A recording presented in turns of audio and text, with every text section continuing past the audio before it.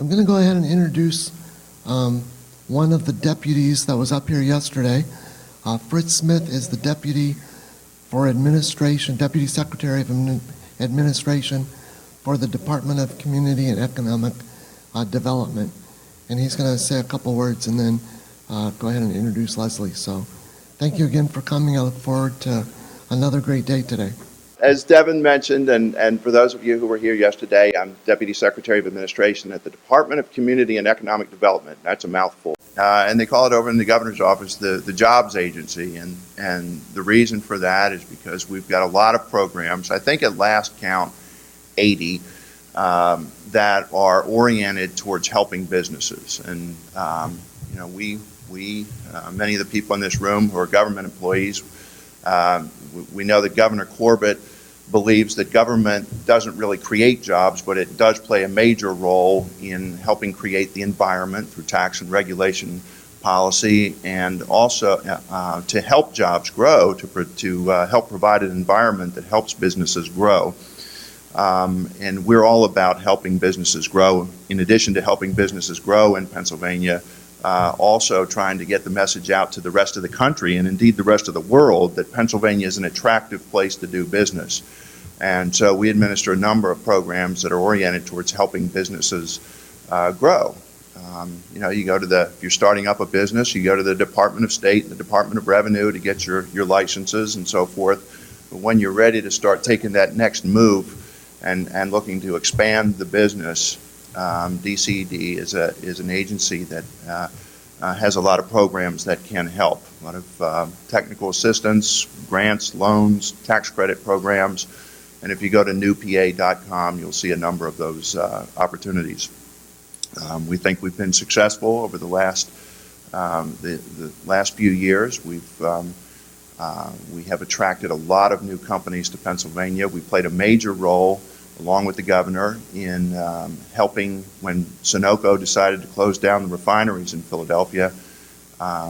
We realized that was a situation that could potentially result in the loss of about 10,000 jobs in the Philadelphia region, and that was just an unacceptable outcome. And so we came in and we really worked hard with the businesses in that area and across the country to say what can we do to repurpose that area to try to keep employment going there. And we were able to come up with some pretty creative solutions. Delta Airlines came in there and is refining some of their own gas and fuel for their planes at one of the facilities in Trainer. And of course, the biggest the deal going on out there in western Pennsylvania is the Shell cracker plant. We're still quite optimistic that plant is going to come online in the next couple of years, and when it does, it's going to be a real game changer for the economy of western Pennsylvania. The governor's action team is housed within DCED, and that's the unit that responds rapidly to the idea of a company. If they're looking to move out of Pennsylvania, we get in there and say, what are you doing what can we do to help keep you here? And we have in the last year, we're able to attract about 9,500 jobs from those programs, help 79 companies in transactions, and retain about 19,000 jobs.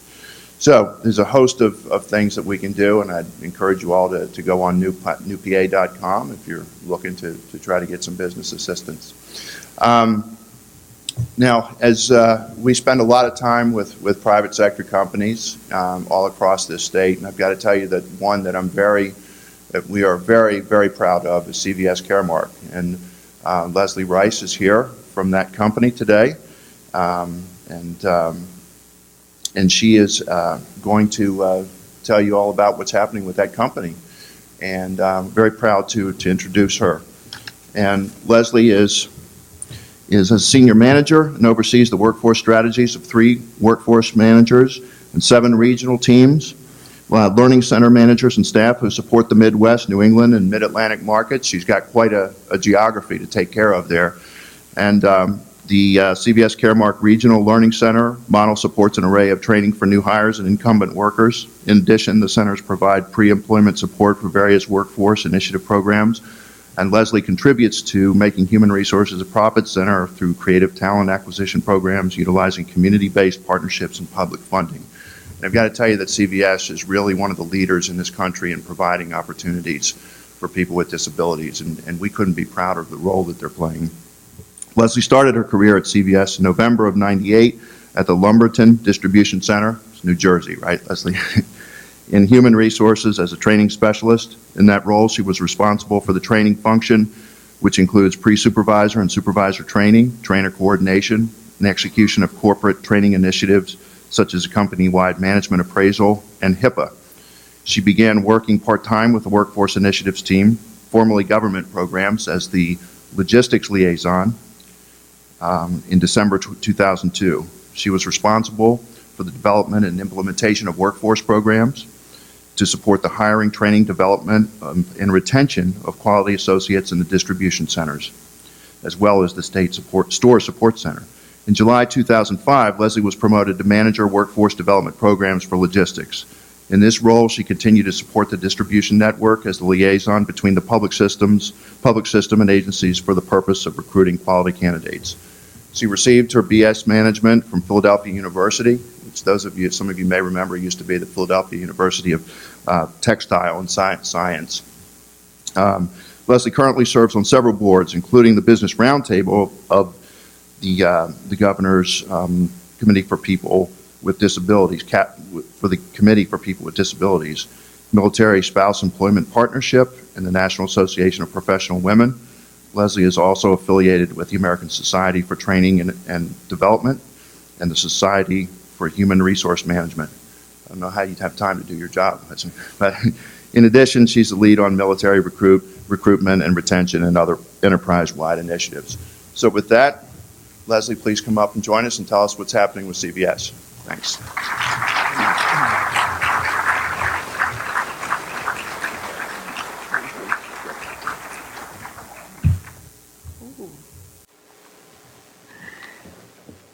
Thank you so much. Fritz, thank you for that introduction. And good morning, everyone. Oh gosh, you guys can do better than that. Let's get this energy in the room up. Good morning, everyone. Oh, that sounds great.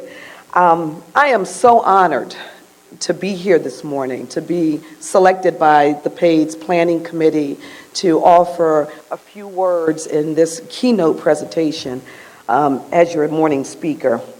I want to start off with some really exciting news, and I'd like to share it with you right now. Chris?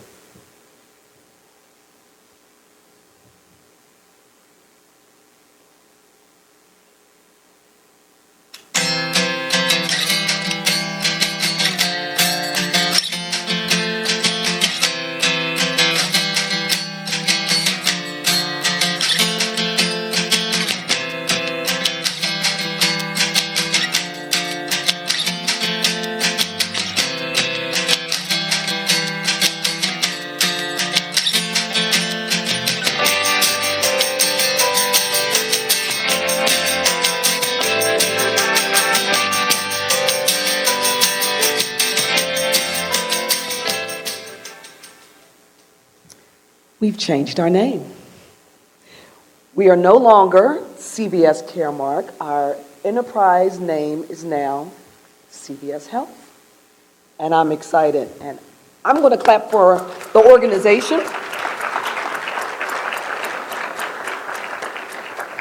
This is hot off the press. This announcement came out last week on September 3rd. Some of you may have been watching your TVs. It hit all of the major media outlets.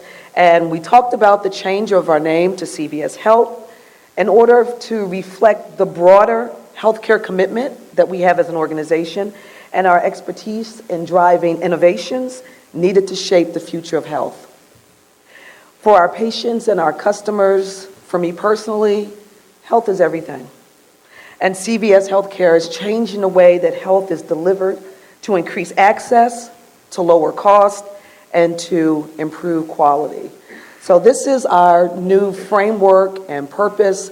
It was so new that I wanted to really reveal it at this meeting and share it with you all to let you all know that we are a different organization and we're preparing for the future. So as you can see, some of the information has stayed the same. We are a pharmacy innovation company. That has stayed the same. We are innovating pharmacy. Our purpose continues to be the same in helping people on their path to better health. And then listed below that are our core values as an organization: innovation, collaboration, caring, integrity, and accountability. So I wanted to share it here with you all this morning. I know that everyone has busy lives and you may not have seen it, but it was important to let you know about the change. In addition, in February of 2014, we announced that we were going to take tobacco out of our stores. Thank you. It was extremely exciting news. The word went out in February of 2014. We had a goal of October 1st. And I'm here to let you know that we beat that goal by 1 month. The cigarettes are out of the stores. We have very innovative smoking cessation programs, because again, health is everything. So it's comprehensive smoking cessation programs. It's uniquely personalized in our stores. If you were to speak to any of our pharmacists or go to our Minute Clinics, they can help you on your path to better health by stopping smoking. So I stand proudly before you as a leader, CVS Health, to share this demonstration of our commitment to wellness as we help people on their path to better health. So it is exciting to be a part of CVS Health today. But that's not the reason why I'm here. I'm here to talk to you collectively of how we can change lives through employment and how you all can be a part of that solution. Through our Workforce Initiative's purpose, we help to break the cycle of poverty through our support of education, training, healthy living, and career opportunities. And this morning, I'd like to share with you our Workforce Initiative's best practices for a successful partnership, because I think that's critical. People always want to know, well, how did you do it? What did you do in order to get those outcomes? A few of my guiding life principles. I'm really, really big on affirmations. I think that if you change the way you think about a situation, if you change your mindset, and if you help your clients to do just that, it will change their lives. And then I have 2 success stories that I'd like to share with you about some of the work that your organization, your team has helped us to accomplish. So I want to start off with just a few facts about Pennsylvania. This is my home state. I'm very proud to be a lifelong resident of Pennsylvania, and just to tell you a little bit about what we do in the state. So we have 405 CVS locations in the state of Pennsylvania and growing.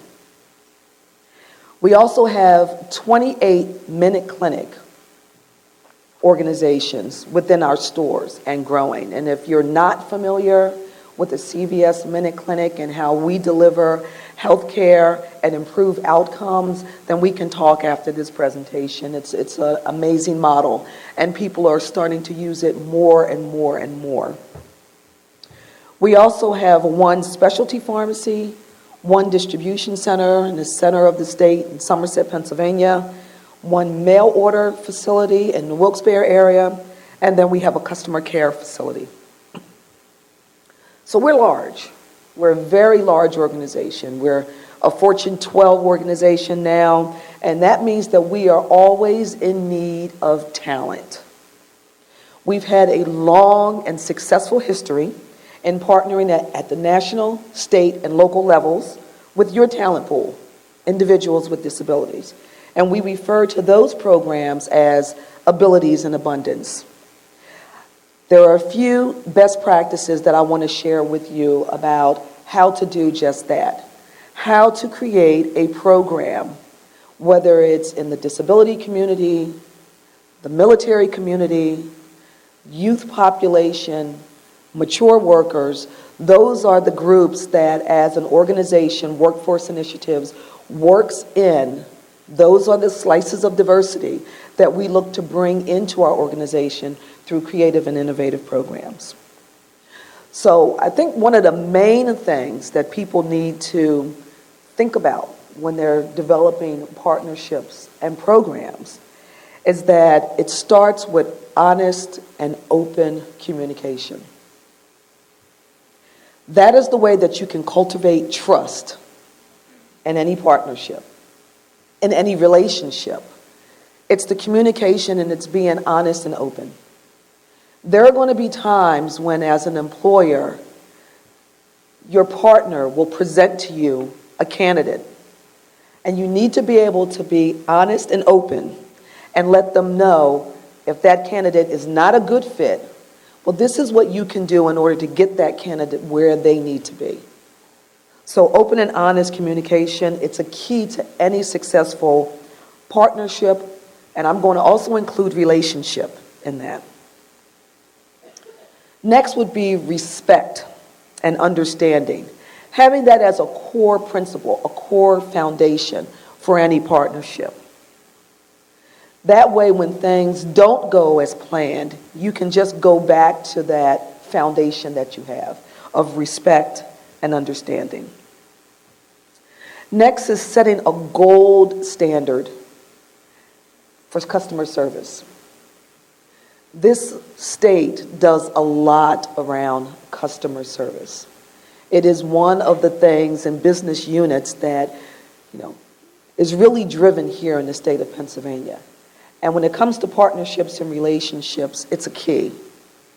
So setting that standard of good, great, excellent, no, exceptional customer service with your partners. You also need to be able to communicate the value that you have as community-based organizations, as agencies, as partners.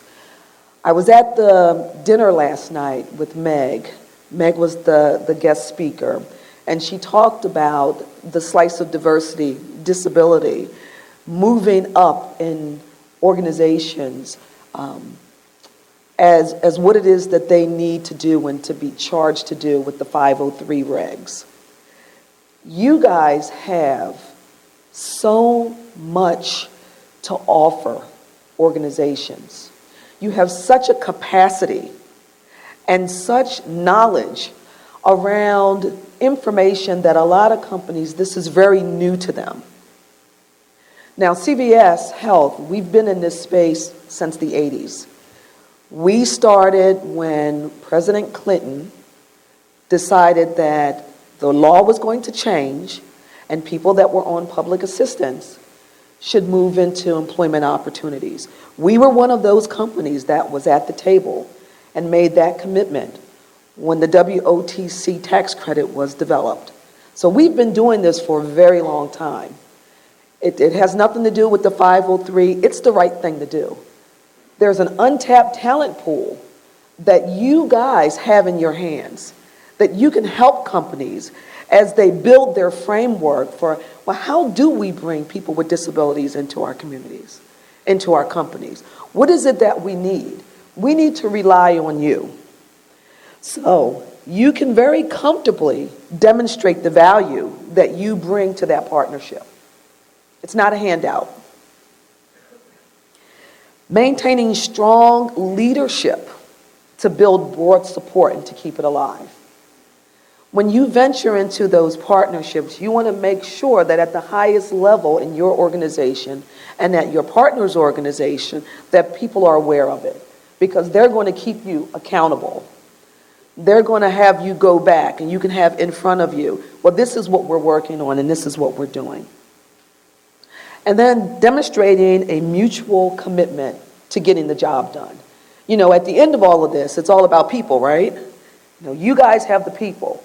We have the jobs, but without you and the work that you do, we can't get our jobs done. It's a win-win for everyone. You also need to participate in the strategic planning that should come about as you venture into these partnerships. Identifying ongoing needs, identifying new directions, identifying what doesn't work, and how you need to be able to be nimble. You need to be able to pivot. You need to be able to evolve and change. Okay. Sense of urgency. When I venture into a new partnership and weeks go by and I haven't heard from my partner, I know I need to make another visit. I know we need to get together. There has to be a sense of urgency and creating that win-win opportunity for you all, because you all have goals, for the organization, because we want the outcomes, we need the talent. So what it really comes down to is being the kind of partner you want to work with and treating the partner like the people you'd like to become. And that's a quote from Michael LeBoeuf. Being the kind of partner you want to work with and treating your partner like the people that you'd like to become. So anyone that knows me knows that I'm really big on affirmations. I start my day off with an affirmation. Whatever your belief is, some people call it prayer, whatever you want to call it, it's an affirmation. It's a positive thought that you put into your mind and that gets you started on your day. So in my life, I've learned a few things that have helped me along my journey. Dr. Martin Luther King Jr. said, faith is taking the first step even when you don't see the staircase. You only see a part of the staircase. You don't see the whole staircase.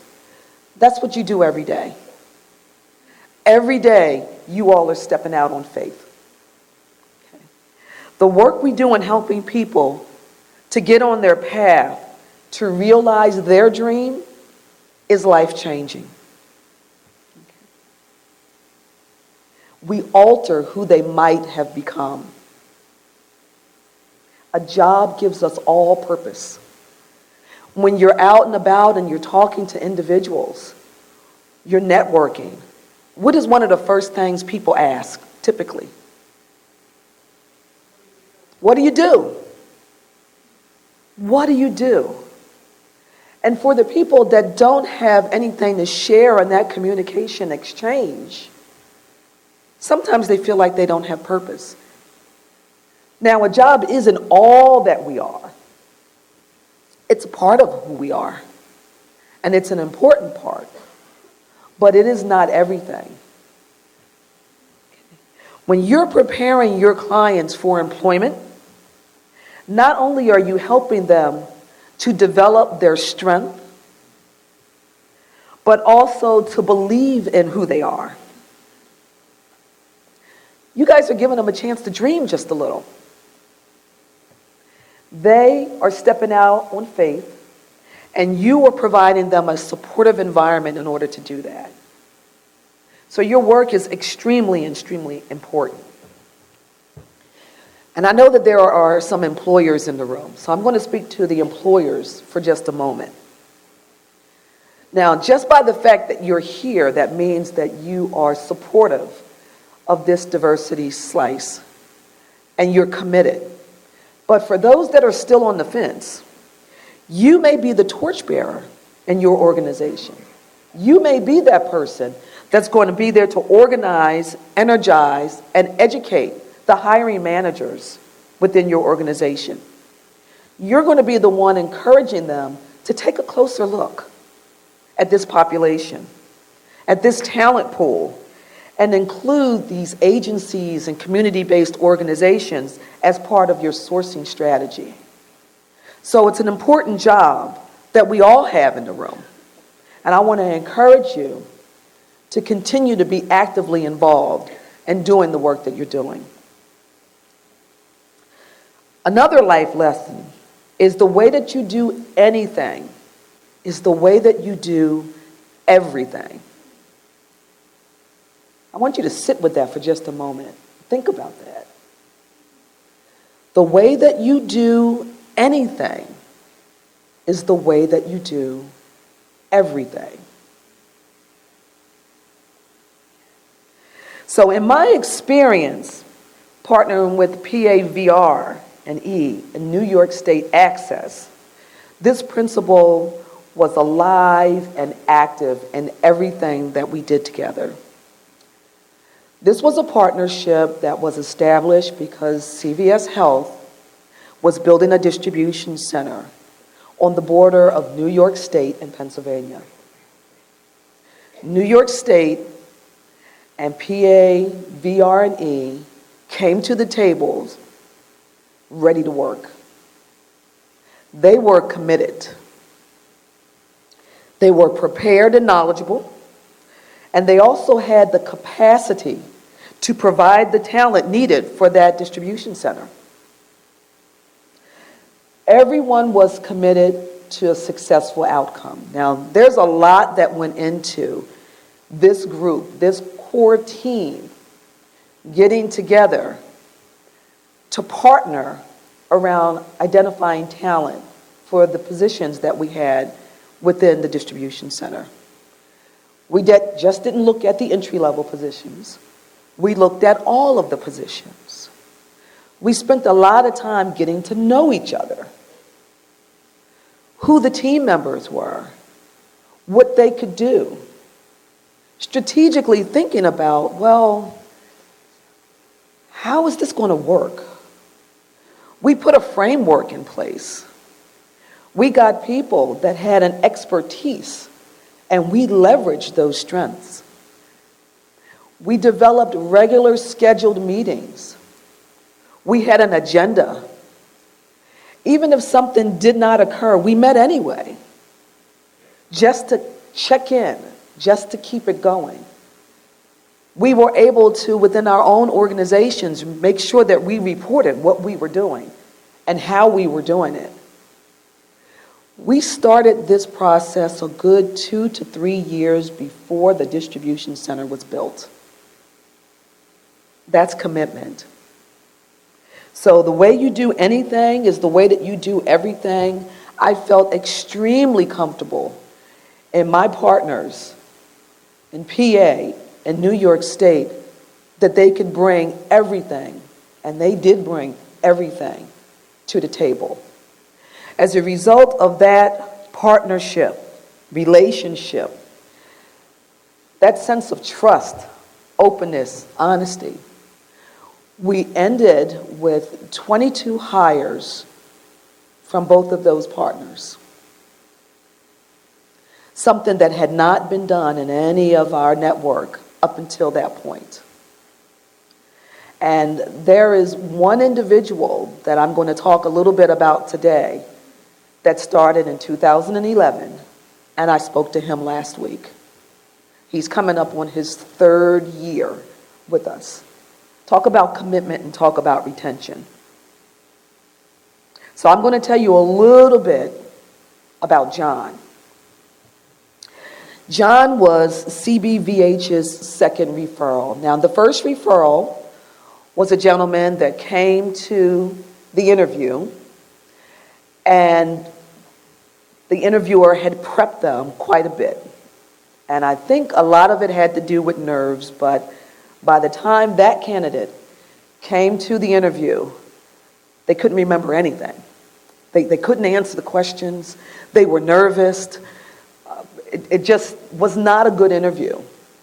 So we were able to provide that information and give some coaching to the counselor and also for that candidate so that they could be successful within their next interview. And I'm happy to say that person was successful within their next interview and were able to secure a position.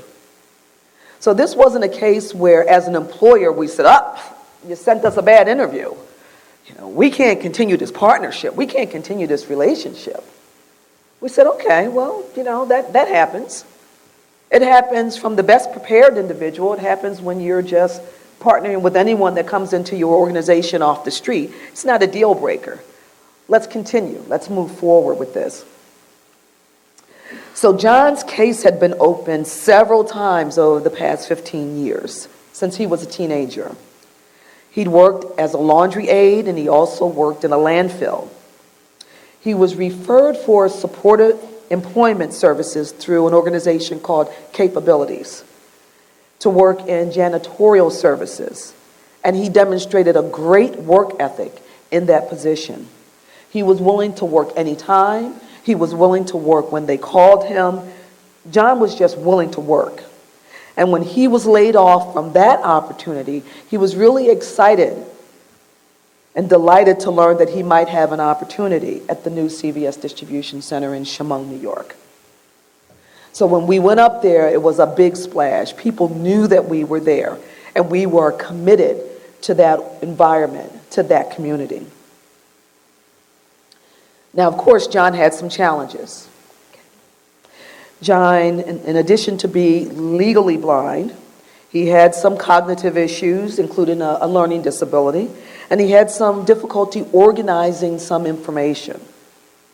He performs very well in jobs that have a routine task and jobs that utilize his gross motor skills and abilities. Fortunately, for John, there was also a bus stop, a transportation line that was very close to his home. And that's something else that you can work with your business partners on, is that transportation piece is huge. I know I don't have to tell this population. A lot of your clients don't have a car. And there are a lot of employment opportunities that aren't on a bus line that exists today. So part of that relationship, part of what your organization was able to bring to the table was to reach out to that transportation organization and to develop a line that went right onto the CVS campus and came right back off. So John utilizes that transportation service that takes workers to and from that Chemung distribution center.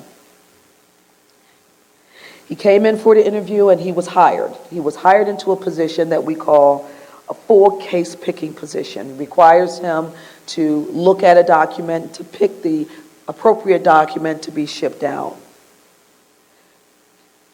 He also had to put those on a pallet, and then he would have to navigate the stairs in order to go to the next level to pick other items that may have been on a different level within the organization. And that created a bit of a challenge for John. Due to his limited vision and the nature of that job, it didn't work for him. So, since that wasn't a good fit, but we already knew that he was a committed and good worker, he was reassigned to our shipping department in a position that we called trailer stripper. And it requires him to load and unload trucks onto the dock. And John has been there within that function since 2011. And he does it well. I spoke with him last week. Again, I mentioned that he's coming up on his 3rd year anniversary with us. He's maintained his relationship with the organization, the agency Capabilities, and he credits them with doing a great job in providing him ongoing support and supportive services and job coaching. About a year and a half ago, a group from that core team and I visited the Chemung Distribution Center, and John saw one of his counselors that was taking a tour of the facility, and he just waved to us, and everyone realized, this is someone that we worked with and he got an opportunity, and he's still here. And the facility director noted John's motivation, his ability to learn new tasks, and his engaging attitude that made him a valuable member of the team. So that was the facility director that recognized the skills and ability of one of the referrals that came out of that partnership. Last week, John told me, "I love my job and the work that I do. It's one of the best jobs I've ever had. I like the challenge of the work and try to do the best job I can." That was awesome to hear. Now, This does not mean that there has not been challenges. Of course, in everything that you do, there's going to be some challenges. I think we learn and grow the most from our challenges and from our failures. I know that I have. I'll speak for myself. Personally, I've learned a lot from when I did not succeed. I learned what to do differently. I learned not to quit. I learned to try another way. Those are the skill sets that you want to impart to the clients that you work with. Don't stop here. There's more for you. There's an opportunity down the line. John also volunteers to coach some of the workers at Capabilities. Capability is also a partner of ours within that distribution center. They provide tote washing services for us. And John took it upon himself to partner with them, to coach them, to mentor those folks as they come into the building, to give them more knowledge about CVS Health as an organization. He stayed involved.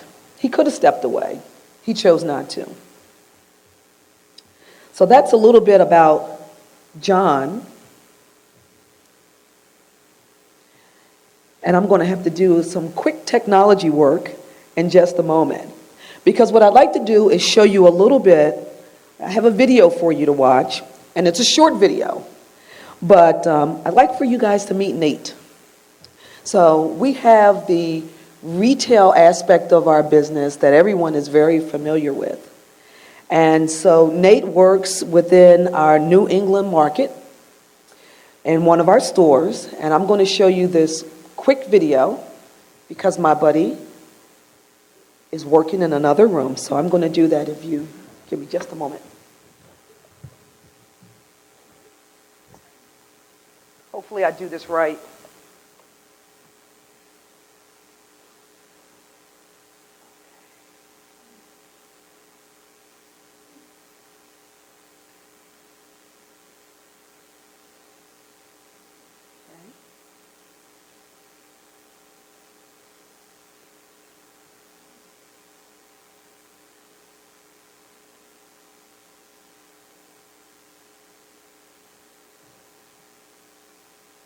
You got to multitask.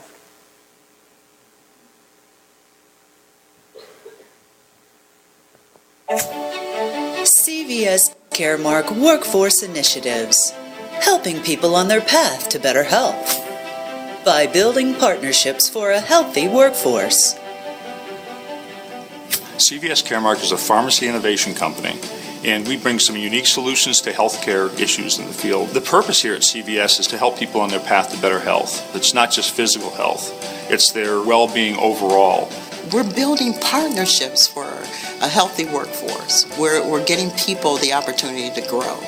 And then we're bettering their lives. That's really what it's all about. We move people out of poverty because they have that job, they have that place they can go to that they can support their families. Workforce Initiatives connects with communities and changes lives. We work at a really exciting intersection, and the intersection consists of healthcare, it consists of education, and it consists of workforce. We've got strong colleagues. We've got strong partnerships that are aligned with our purpose and our values. We've got programs that really do work. Our department looks at non-traditional ways of recruiting talent and supplying capability to the company. The values that drive our CVS team is innovation, collaboration, integrity, caring. You have to have accountability. And so we're an organization that believes in bringing people up, developing them, allowing them to excel in the positions they're in, and then grow within the organization. And I think that makes our work even more believable. From a diversity standpoint, we want to reflect the communities that we serve. Diversity is not just about skin color, but it's diversity of thought, diversity of innovation, and the way people think in general. It was me and my son living with my mom, and we occupied 2 rooms at her house. I was no longer able to pay her the full amount of rent. I had to let my job go because I was a high-risk pregnancy. I took it upon myself to go ahead and leave her home because I didn't want to put her at a disadvantage. I went ahead and I applied into the shelter, and it was scary to me because I didn't know what the next step would be, if I would get an apartment, if I would be there forever. I heard about the program through my worker at the homeless shelter, and I literally jumped at the opportunity. CVS has given me a lot of skills. I love that I have a license that I can take wherever with me and know that it's mine, and I worked for it. I really worked hard for it, and it definitely gave me a roadmap to a better living. I'm not stressed about anything. I'm here. I'm awesome.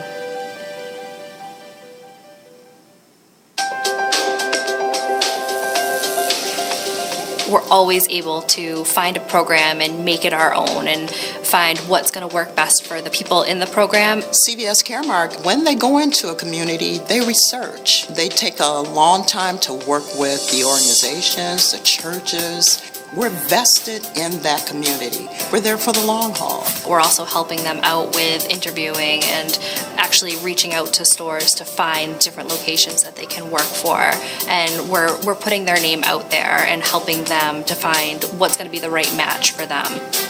Workforce Initiative has the opportunity to bring a quality candidate that brings an added value.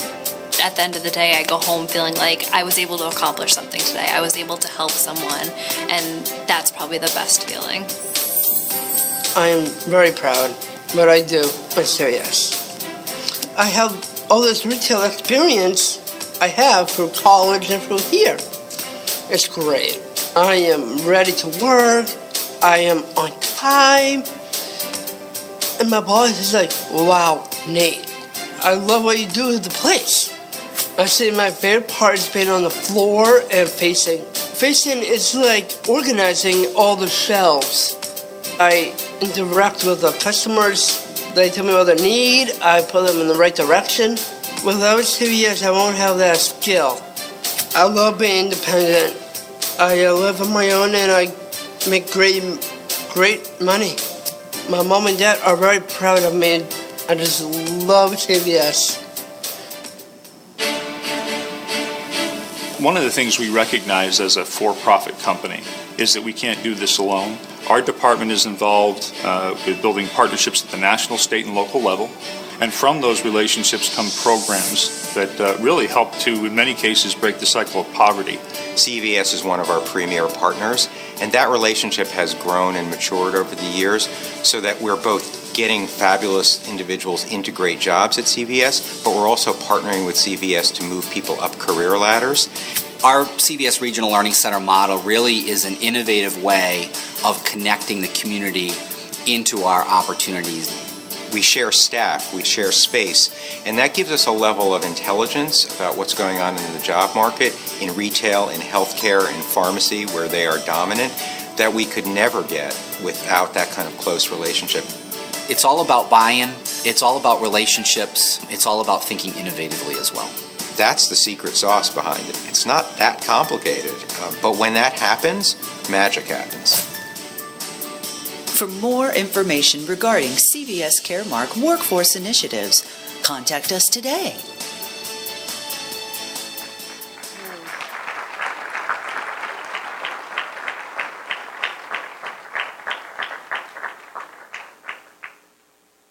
I love this statement. It's the secret sauce. One of my favorites. Okay. I think we're good. Okay.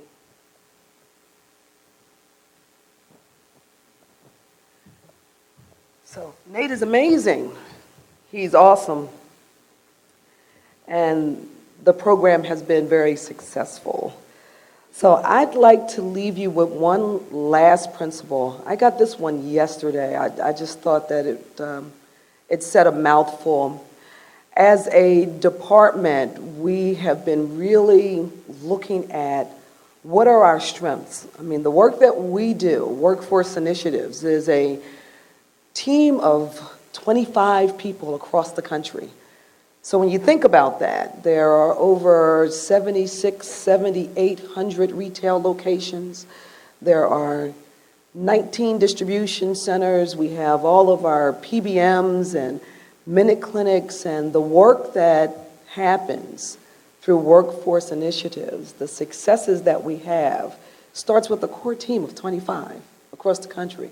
So we really had to work on, well, what are our individual strengths? So I have a quote from Tom Rath. He is the author of Strength-Based Leadership. If you haven't read that book or gone through the assessment to take a closer look at who you are and where you can go and what you can do, I'd highly recommend it.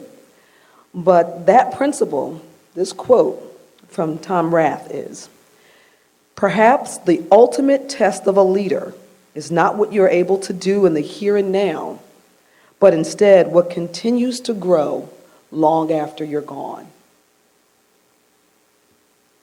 That's what you guys are all about. That's what this work is all about.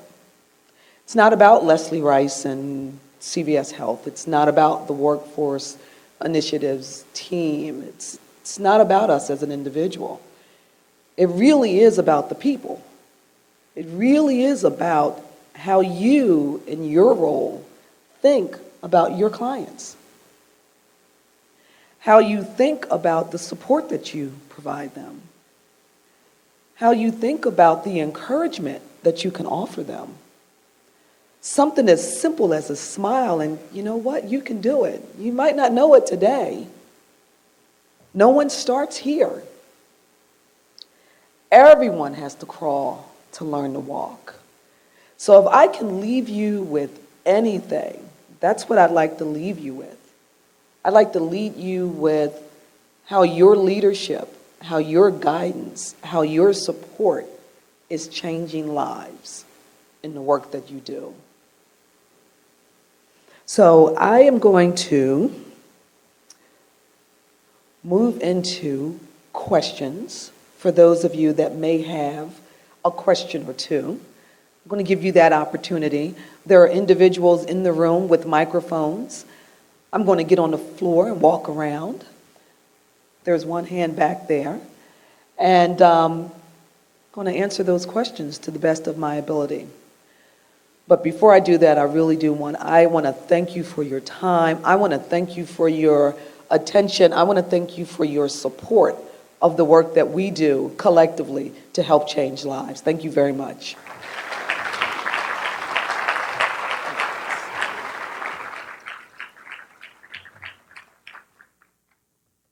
Morning, Leslie. Good morning. I have spoken to you in the past, and you were very helpful in setting me up with one of your colleagues so that I could place somebody at CVS, and they were very helpful. I will say that. But the question that I have is, a lot of larger companies like yourselves, like Lowe's and other major corporations that do have initiatives similar to this, often fall short when it comes to their online application. Being a job developer, I'll go out to a business and I'll speak to the GM or the assistant manager at the store. I'll talk about the program, talk about the benefits, and the GM is excited. And then the next thing they say is, please put in an online application. Well, then I sit down with the individual I'm working with and we go through the application, and then it comes that personality test. And then they're deemed not eligible. I work with people with autism. Communication is a major concern, obviously. And that is one of the biggest hurdles that I've found. Do you guys plan on addressing that at all? And if so, how? Okay. What's your name again? Vladimir. Vladimir. Ooh, Yeah, it's a cool name. that is way cool. Can I just call you Vlad? That's nice. Okay, Vladimir. Okay, so that's the elephant in the room, right? The online application. So let me just talk real honestly. And I know I'm being videotaped, but I'm going to say it anyway because I'm fearless like that. Okay. When that online application started to roll within our organization because of the 503 regs, and we know what the spirit of the 503 regs were all about, okay? More inclusion, right? Everybody gets a fair chance and a fair opportunity. I'm just going to say it. That application process does not do that. I know what it's designed to do, but it doesn't do that. Your question to me was, Are we doing anything about it? Yes, we are. Because that was one of the things as a department that we knew when we got educated about, well, what is it going to be? So what we're doing to mitigate that in the interim is our workforce managers, and again, they have areas that they cover. So they cover the entire retail footprint. They can provide you training, a presentation on, first of all, what it is, what it does, and how to address the questions. So not only do we have the personality piece, actually what we're trying to do is to get the best candidate for the job. That's what everybody wants. We want the best person in the role for the job at the right time. That's what we all want. But it's going to give information on how to answer those questions. Our application takes easily an hour. That's for me. Some of your clients are going to need more than an hour. We have included what we call a virtual job tryout. It has negatively impacted some of our programs because people with disabilities, military. Let's say that you came out of high school at 18, 19, and you went right into the military.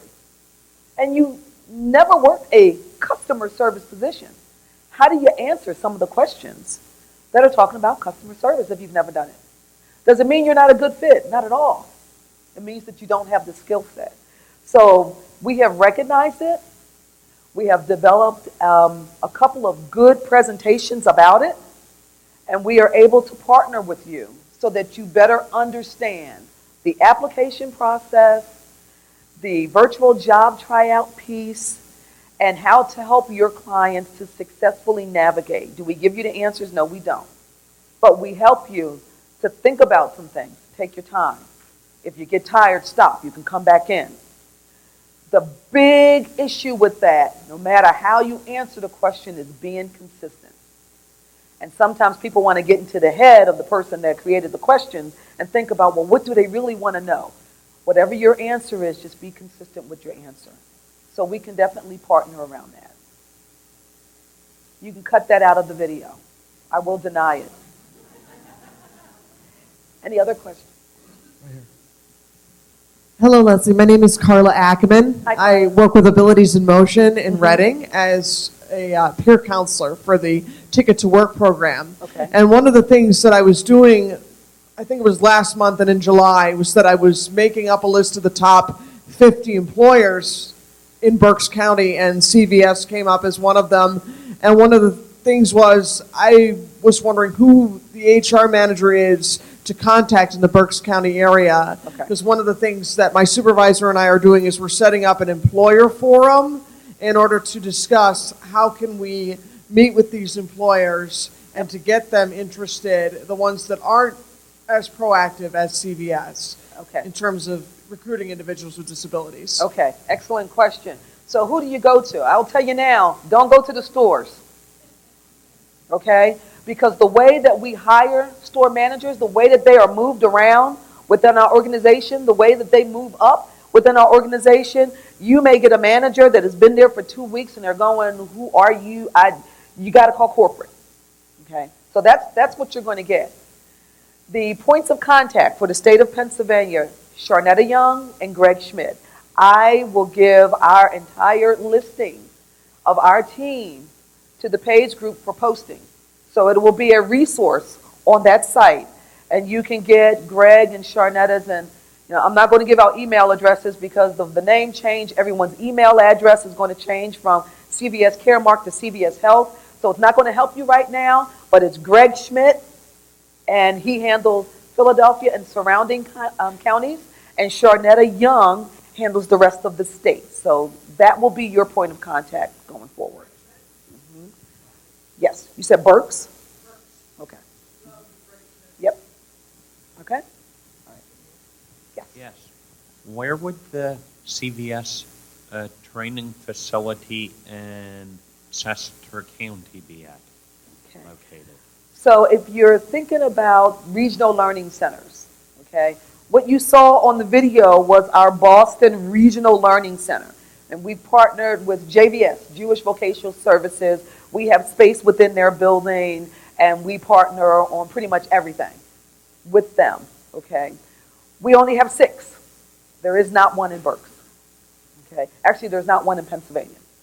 We've thought about, now we have training locations, but it's different from the Regional Learning Center model, okay? So we have looked at that as an enterprise. We've looked at how we can become more enterprise focused. We have some exciting plans on the forefront. I will just say that we are looking, and this is just a tease, so I'm not going to give you any more than this, unless you ask me. But we are coming up with a military-focused regional center. It's more of a hiring center. And that's all I'm going to say about that right now, because I hopefully will get approved. Cross your fingers. So we'll see what the future holds. But either way, there's still a workforce manager that can support you at the local level. And again, Greg Schmidt and Shawnetta Young. Okay? Any other questions? I have worn you guys down to the point that no one has any other questions. My work here is done. All right, well, I want to thank you all. Thank you so much. Thanks for the welcome. I really appreciate it.